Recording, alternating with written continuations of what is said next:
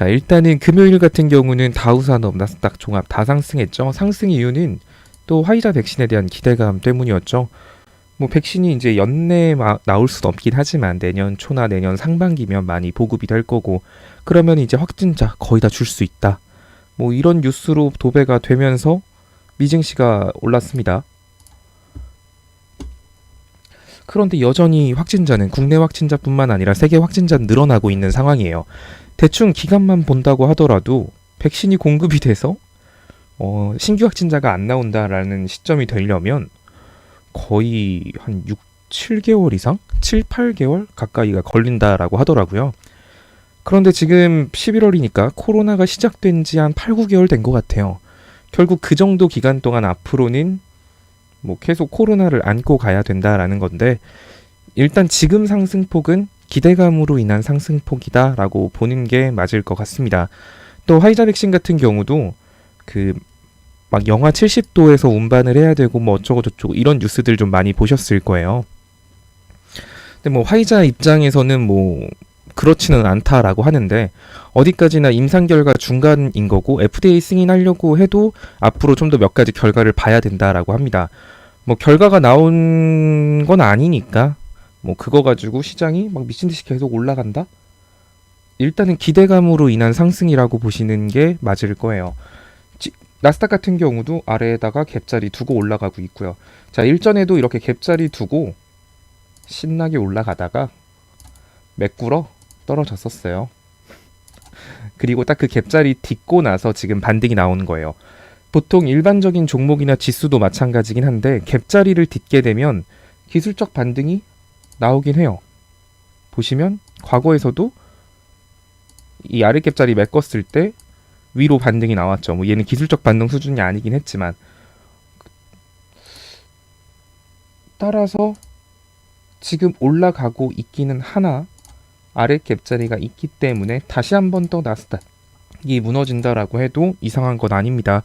지금 코로나 백신에 대한 기대감으로 올라가고 있는데 확진자는 늘어나고 있죠. 그 코로나 백신에 대한 기대감 때문에 최근 진단키트라던가 비대면 관련주들 있잖아요. 알서부터 아직 못 메꿨나? 자, 이런 식으로 비대면 관련주들부터 진단키트 관련주들, 시젠. 자, 날짜를 보면 11월 10일. 이때 제가 생일이어서 지리산에 있었을 때였죠. 맞아, 기억나. YBM넷 똑같이 11월 10일이었어요.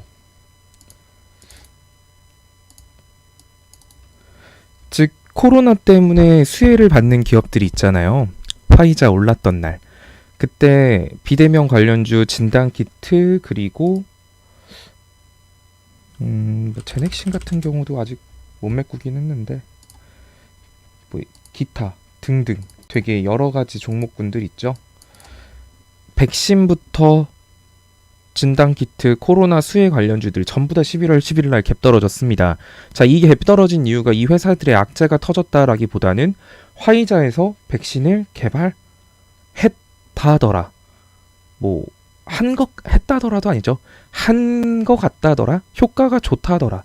뭐 아직 공급은 된 건 아니지만 가능성이 높다더라라는 기대감 때문에 떨어진 갭자리이기 때문에 사실 저 갭자리들은 다 메꾸긴 할 거예요. 근데 만약에 저걸 안 메꾸려면 그렇게 되면 돼요. 코로나 누가 확실하게 백신을 개발을 해서 FDA 승인까지 끝나가지고 이제 공급이 들어간다라는 뉴스가 뜨면 아마 그때는 갭자리를 못 메꿀 수도 있어요. 그런 뉴스가 뜨면. 자, 왜냐면 일전에도 말씀드렸지만 그 코로나 치료제 관련해서 올라가는 종목군들이 있잖아요. 막 치료제 관련주들, 백신 관련주들. 얘네들은 사실 되게 아슬아슬하게 계속 올라가고 있는 거예요. 누군가 한 명 백신 개발하면 나머지는 쉽게 말해서 속된 말로 나가리죠. 그냥 코로나 백신 만들면 돈 엄청 많이 번대. 치료제 만들면 돈 엄청 많이 번대. 이 기업이 지금 그 돈을 엄청나게 많이 벌 수 있는 코로나 치료제를 개발 중이래 라는 기대감으로 올라간 게 대부분이거든요.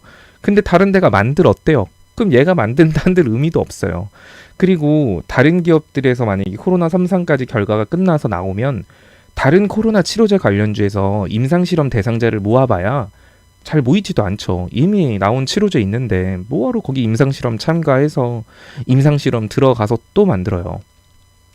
따라서 한쪽이 먼저 나오게 되면 진짜 백신이 완전하게 나오게 되면 그때부터는 코로나 치료제 제약바이오주로 묶여있던 얘들은 이제 대부분 다 짐 싸서 집에 간다라고 생각을 하시면 돼요. 제가 그렇기 때문에 코로나 치료제 관련주들은 위아래 급락폭이 크긴 것도 문제지만 이게 딱 이슈가 끝나버리는 시점부터는 굉장히 오랜 시간 기다려야 될 수도 있어서 그게 메인 비중에 들어가면 안 되고 뭐 한 비중 10%? 요 정도는 괜찮아도 막 내 거 종목들 중에 막 비중 50%가 코로나 치료제다, 진단키트다, 코로나 관련주다 막 이래버리면 나중에 정말 그런 상황이 왔을 때 복구하기가 너무 힘들어져요. 근데 비중 10%, 15%이 정도는 까짓건 내가 물려도 남은 85% 수익 보는 걸로 조금씩 쳐내면 정리가 돼요. 그러니까 코로나 치료제 이런 섹터들 같은 경우는 절대로 비중을 많이 넣으시면 안 됩니다. 뭐 내가 이 회사를 믿어요라고 해도 솔직히 믿어서 사는 거 아니잖아요. 뭐 다 뉴스 보고 뭐 이 회사 치료제가 대박 난다더라 이런 거 보고 들어가신 거면서 굳이 위험하게 과비중 들어가실 필요는 없습니다. 자, 어찌됐든 치료제도 메꿀 거고 비대면 같은 경우 YBM, 날서포트, 메가MD 뭐 이런 얘들 같은 경우는 좀 상황이 이걸 어떻게 표현을 하면 좋을까요? 메모장. 자, 예를 들어 비대면 관련주랑 뭐 진단키트, 뭐 치료제 이렇게 어떻게 보면은 크게 세 가지 섹터에서 개파락이 많이 나왔잖아요. 얘네들 같은 경우가 개파락이 나온 게 코로나 글씨를 크게 키워달라 그랬어. 맞아. 코로나 치료제가 나오면 뭐 쓸모 없음.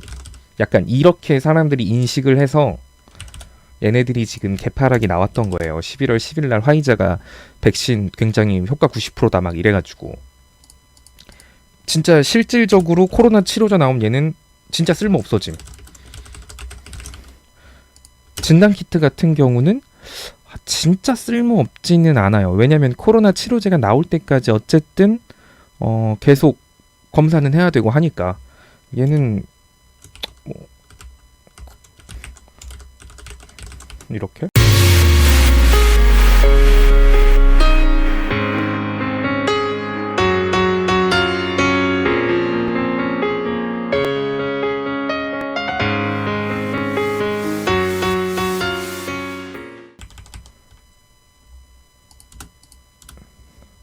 그러니까 왜 치료제가 진짜 쓸모없냐라고 한 거면 한쪽이 이미 지금 예를 들어 90% 개발을 해놨어요.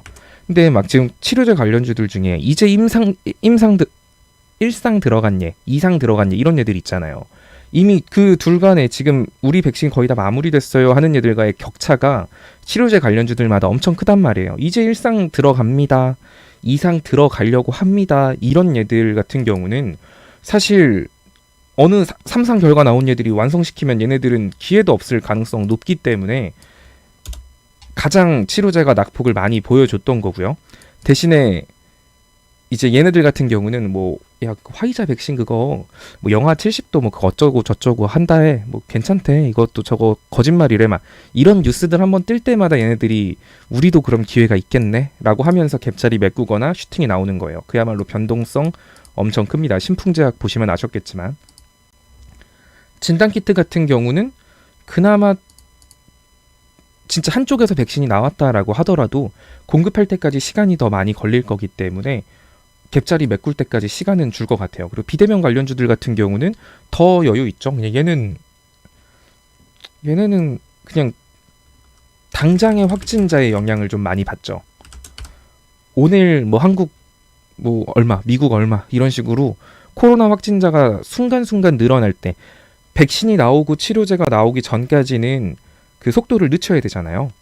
확진자가 늘어나면은 또 사회적 거리두기다 뭐다 하면서 이제 생기니까 갑자기 최근에 코로나 국내 확진자가 늘면서 비대면 관련주들이 먼저 갭자리를 메꿨다라고 생각을 하시면 돼요. 그래서 다 메꾸진 못했어요. 알서포트 같은 경우도 아직 남아있죠. 사실 이런 게 너무 아까웠어요. 제가 알서포트는 계속 보고 있었는데 딱 하루만 더 빠지면 됐어요.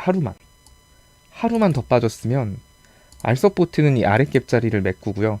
그리고 알서포트는 어차피 사도 위로 올라갈 가능성이 높았던 게, 제가 최근 시장에서 많이 말씀을 드렸던 게, 뒷거래량 받쳐주는 종목인데 거래량 없이 뺀 종목들 있죠. 이렇게 거래량 없이 낙폭 보여준 얘들, 이런 얘들은 어차피 기술적 반등이 나와요. 근데 알서포트를 강하게 말을 하지 못했던 게 이 아래 갭자리가 있었거든요. 자, 이 갭자리까지 딱 하루 남았었어요. 이 딱 하루 남기고 올라갔죠. 국내 확진자 늘어났다고. 물론 아직 다 메꾼 건 아니에요. 그럼 요만큼 먹자고 지금 들어가는 건데, 요만큼 먹고 들어가자기엔 좀 아쉽죠? 아래로 그럼 이제는 여기 이만큼 열려 있는데, 따라서 알서포트 같은 경우는 만약에 관심 종목에 넣어 두시고, 만약에 이 아래 갭자리 메꾸고 위 갭자리 살아 있다라고 하면은 그때는 들어가 볼만 합니다. 근데 지금은 좀 그런 것 같기도 해요.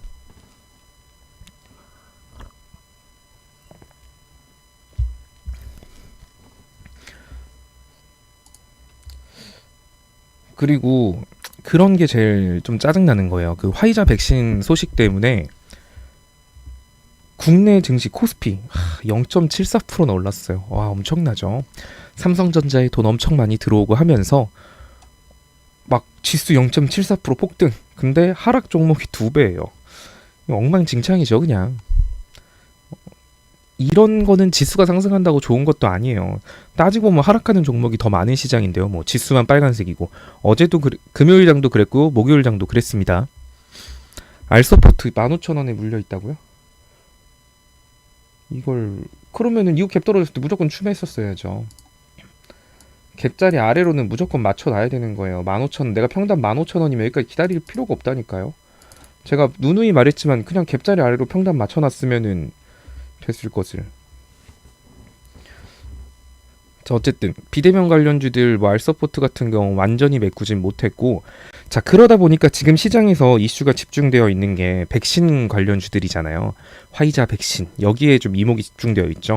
그러면 상대적으로 소외를 받을 수밖에 없는 게 뭐 유니온 머티리얼즈, 히토류라던가 그 반일 테마들, 얘네들 같은 경우도 지금 이슈는 살아 있어요. 근데 걔네들보다 더 큰 이슈가 시장을 지배를 하고 있기 때문에 거기에 돈 들어갈 이유가 없어요. 지금 막 뉴스 봤더니 야, 뭐 화이자 뭐 그거 이제 분말가루로 주사해야 된대. 그럼 이제 막 비치월드 제약 이런 거 가는 거 아니야? 야, 화이자 약품 별로 소용 없다던데? 그럼 다른 치료제 가야지. 야, 지금 확진자 늘어났다더라. 진단키트 다시 가자. 이런 식으로 너무 지금 코로나 관련주에 시장에 이목이 집중돼 있는 상태에서는 뭐, 야, 그 트럼프가 뭐 중국한테 뭐 했대 이래봐야 눈길도 안 주는 거예요. 그래서 뭐 어쩌라고 막 약간 이런 느낌? 그러니까 유니온 머티리얼즈 같은 경우도 제가 이거 금요일날 원래 오후장을 생각하고 했던 거였는데, 오후장에 갑자기 신풍제약부터 시작해가지고 치료제 관련주들이 쭈루룩 올라가면서 히토류가 올라가는 척 하더니 빠졌죠. 얘 같은 경우는 이 자리? 근데 사실 차트가 너무 좋아서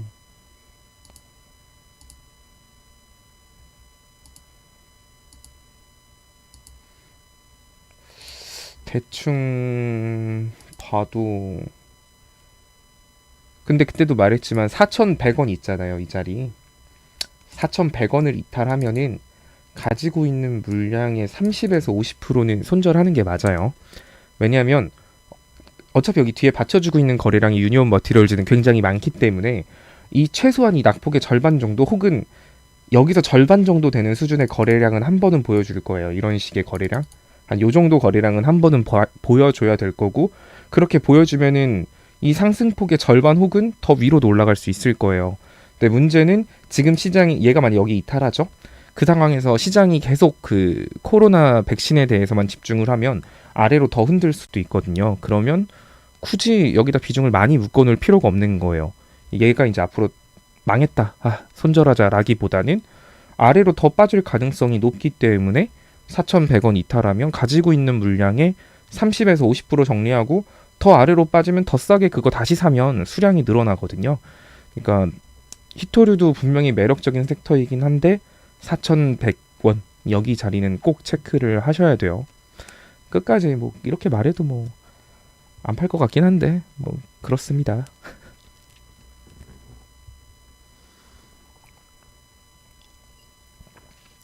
제가 수젠텍 같은 경우도 시간의 하한가 같더라고요. 뭐 파생상품 손실 어쩌고 저쩌고 뭐 현금에는 크게 문제가 없고 뭐가 없다라고 해도 수젠텍이 생각보다 실적이 좋질 않아요. 그래서 제가 그때 갭 떨어졌을 때 수젠텍하고 랩지도믹스 막 기타 등등 EDGC 막 여러 가지 진단 키트가 있는데 제가 걔네들 그냥 할 거면 그냥 시제나라고 했던 게 그런 이유 때문이에요. 그니까요. 이게 실 수젠텍이 약간 어떤 느낌이냐면 뭔가 막 FDA 승인도 받았다, 뭐 어디서도 모두 승인 냈다, 뭐 했다라고 하는데 이제 그렇게 다 막 공부는 되게 잘하는데 취업은 못하는 그런 거라고 해야 되나? 면접을 잘 못 보는 그래서 취업을 못하는 친구? 막 스펙은 좋은데? 그런 그런 느낌인 거라서 사실 갭 떨어진 거 그 파생상품 그거는 개별 종목 악재 갭이니까 그닥 긍정적으로 못 볼 것 같아요. 과비 중이면 조금이라도 줄이세요. 그리고 다른 거 수익 볼 때마다 조금씩 털어내는 방식으로 하는 거고 굳이 더 추매하거나 이럴 필요가 있을까? 갭자리 생긴다고 해서.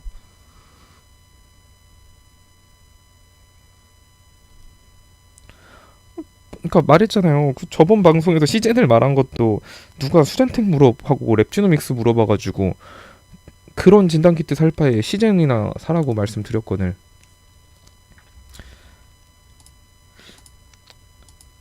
이렇게 말하니까 사람들이 아 시젠 몰빵이구나 생각한 것 같아. 그러니까 어디까지나 제가 말씀드린 게 진단 키트를 해서 살 거면 저는 제가 진단 키트 다른 것 중에 손실 큰 게 있더라도 그거 위에 갭자리 보고 그 종목에 추매 안 해요. 그냥 시즌에 추매할 거예요. 라는 의미인 거예요. 그 시즌에 몰빵하라는 의미가 아닙니다. 그 착각하시면 안 돼요. 일단 시즌 같은 경우도 120일선은 지켜주는 모양새긴 하니까. 근데 시즌도 차트가 엄청 뭉개져가지고 얘가 진짜 긍정적으로 봐줄 거였으면은 금요일날 이렇게 내려가다가 올라갔거든요. 이 위로. 이 자리는 좀 지켜주는 게 좋았을 텐데 시젠을 좀 사신 분들이 많은 것 같아요.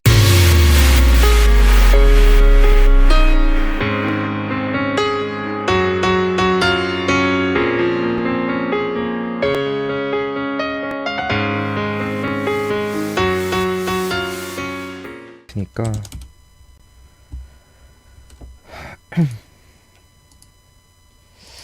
내일 시즌은 무조건 양봉으로 마무리를 해야 되는데 무조건 지금 이런 시즌한테 가장 중요한 건 그 종목이 꾸준히 상승하느냐 꾸준히 하향하느냐 이거의 기준은 어떻게 보면 볼린저 밴드가 많이 값을 알려줘요. 얘는 지금 볼벤 상단 60분 봉상에서 볼벤 상단 위로 안착 못하고 지금 거기서 계속 맞고 밀리고 있거든요. 그 말은 볼벤 하단선을 타고 계속 내려가고 있는 거예요. 상승할 거였으면 뭐 이런 식으로 볼벤 상단을 딛고 계속 이렇게 올라가야 돼요. 근데 지금은 반대로 볼벤 하단 딛고 내려가고 있어서 내일 시즌 양봉 꼭 보여줘야 됩니다. 내일 무조건. 최소한 60분 봉부터 만들어 줘야 돼요. 60분 봉 상에서 먼저 볼벤 상단 위로 올라가게 되면 그 다음에서는 자연스럽게 120분 봉 상으로도 만들어 줄 거고요. 이제 그러면 다른 분봉들도 조금씩 따라올 겁니다. 그러니까 시즌 가지고 계신 분들은 내일 무조건 양봉 나오기를 기도하세요. 내일 양봉 안 나오고 음봉 나오면 음봉 나와도 121선만 지켜주면 되긴 하는데 이 121선 자리까지 내주면 눈물의 손절 몇 주라도 하세요. 몇 주라도. 다 들고 가지 마시고. 지리산 가서 기도하라고요?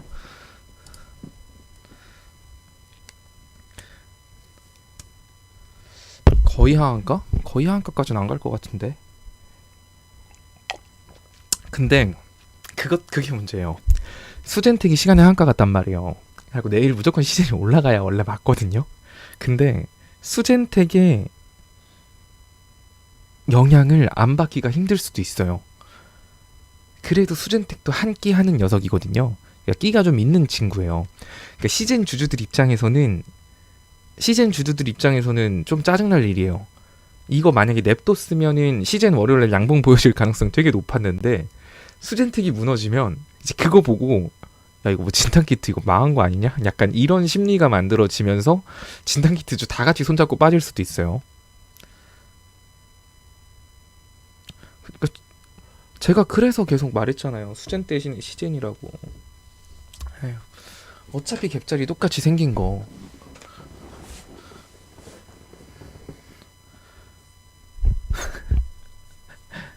제가 사실 방송에서도 이건 되게 많이 말했는데 어차피 시즌이 가야 다른 애들도 가요. 다른 애들이 다른 걸로 가봐야 걔네들은 윗꼬리 달고 빠질 가능성이 더 높고요. 에휴. 그리고 제가 수젠텍에 대해서 말했을 때 뭐라 그랬어요? 얘는 다 좋은데 여기 있죠 121선 이거 이탈한 순간 볼 필요가 없어졌다 그랬잖아요. 얘가 반등 자리가 여기였어요. 그때 121선 이탈했죠. 그럼 볼 필요 없고 그 다음에 중간중간 맨날 방에서 그러시더라고요. 수젠텍 급등합니다. 얘 급등을 해요. 근데 제가 뭐라 그랬죠? 눈길도 주지 말라 그랬죠. 여기 121선 위에서 이틀 마무리하기 전까지는 수젠텍이 슈팅이 나오든 말든 하나도 의미 없다고요. 하나도 의미가 없어요. 하나도. 이제 근데 이제 몇 번 이렇게 윗골이 다니까 또 이제 기대감 뿜뿜 되신 것 같은데 뭐 어쨌든 갭자리는 메꿔 주겠죠. 갭자리는 메꿔 줄 거예요. 근데 갭자리는 메꿔 주는데 사실 그 갭자리를 보고 여기에 내가 과비중을 돈을 묻기에는 너무 불안하다 이거죠. 투자가 약간. 왜냐면 진단키트, 코로나 관련주들 그런 종목군들의 내 전체 투자금에 많은 돈이 들어가면 안 돼요. 자, 그땐 예외예요. 제가 예전에 매매했을 때 그 코로나 시장 때 코로나 때 어때였지? 내가 2천만 원 손절 친 날이 요땐가? 아 맞아 이때일 거야.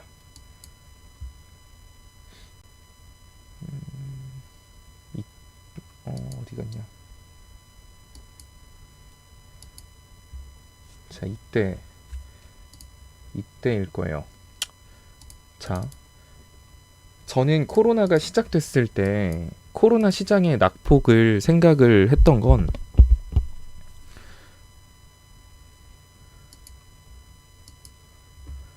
여기 아래 1950의 갭자리가 있었거든요. 그래서 예전에 코로나 시장 때 이걸 빠졌을 때 딱 이 1950 딱 여기 디뎠을 때 드디어 이제 갭은 진리로구나. 정확히 여기까지 메꾼 것 봐. 이제부터는 윗갭자리가 한 개, 두 개 이렇게 반등 나오면 여기서부터는 많이 사도 되겠네라고 생각을 했었거든요. 근데 이제 그래서 그때 다음날 요렇게 다음날 그 갭자리를 메꾸고 이렇게 더 빠지더라고요. 이렇게 이틀 연속 더 빠지더라고요. 그래서 제가 이때 손절을 2천인가 했어요. 그리고 이때 모든 종목의 비중을 그냥 다 몰빵으로 진단키트랑 코로나 관련주들 있죠. 그걸로 싹 다 옮겼거든요. 지금 근데 이때는 시장이 폭락하고 있을 때였고 명확한 수혜 섹터가 존재하는 폭락이었어요. 그러니까 돈이 들어갈 게 여기 아니면 없다라고 하는 그런 명확한 수혜 섹터가 존재를 한다는 거죠. 예를 들어서 만약에 진짜 이제 다음에 어떤 시장이 제2차 미중무역 전쟁으로 시장이 박살난다라고 하면 일반적인 종목들, 기술주들 다 박살날 거예요. 근데 수혜를 받는 종목들도 나타나겠죠.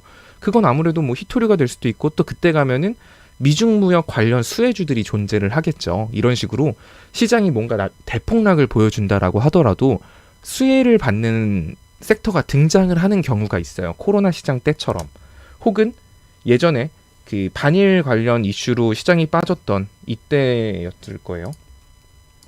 이때는 반일 관련 주들이 올라갔죠. 뭐 후성부터 시작해가지고 뭐 솔브레인, 모나미, 기타 등등 이런 식으로 시장이 폭락해도 수혜 섹터가 나왔을 때는 그 수혜 섹터의 비중을 많이 넣어도 상관은 없는데 지금은 이미 그게 좀 끝난 상황에서 코로나 관련주에 막 비중을 몰빵 넣고 이러면 안 돼요. 그러니까 진단키트를 사든 치료제를 사든 비대면을 사든 상관없어요. 근데 웬만하면은 다 합쳐도 비중 한 25%는 넘기지 않았으면 좋겠어요. 개인적으로는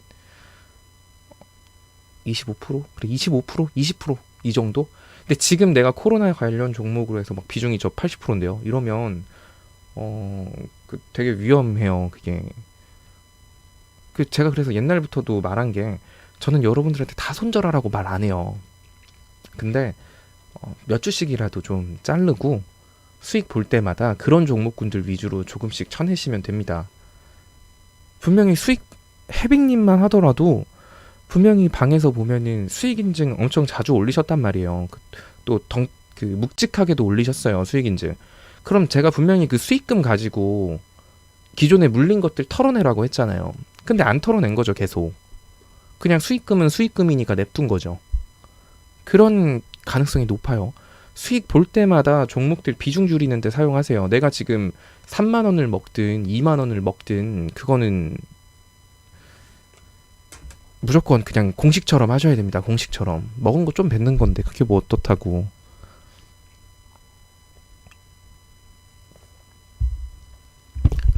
방에서는 또 떵떵떵 거리고 계신데. 그러니까 그런 것들도 좀 이해를 하시면 좋아요.